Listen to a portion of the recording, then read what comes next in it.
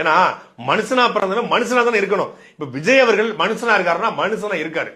ஸ்டெர்லைட்ல போராடிய அந்த மக்களுக்கு ஆதரவாக போய் இரவோடு இரவாக போய் நின்று ஸ்டெர்லைட்டுடைய ஸ்னோயினுடைய அம்மாவை பார்த்து ஆறுதல் சொல்றாரு.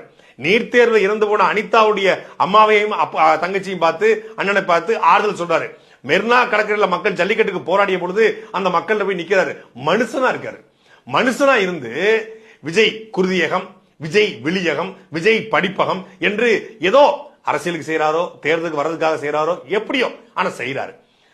என்னுடைய ரசிகர்களை நான் அரசியலுக்கு வருவேன், அரசியலுக்கு வர்றது உறுதி, போர் வரும்போது சொல்ற இச்சச்ச கச்சச்ச கச்சச்ச இச்சச்ச அப்படின்னு ஏமாத்தல.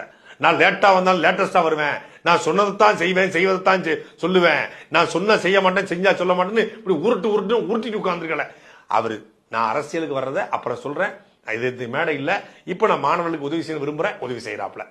படிக்க வைக்கணும்னு சொல்லி படிப்பகம் சொல்லி ஆரம்பிக்கிறார். அந்த நோக்கத்தை விடுங்க, ஆனா செய்யற செயல் சிறப்பான செயல்.